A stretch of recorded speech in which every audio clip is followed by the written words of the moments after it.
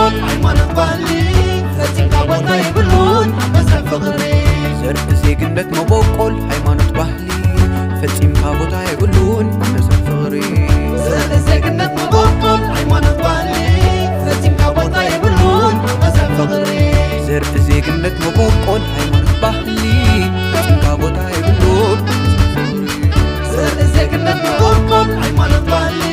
ፈፂምካ ቦታ ይብሉን መስረቅ ፍቅሪ ዘርፍ ዜግነት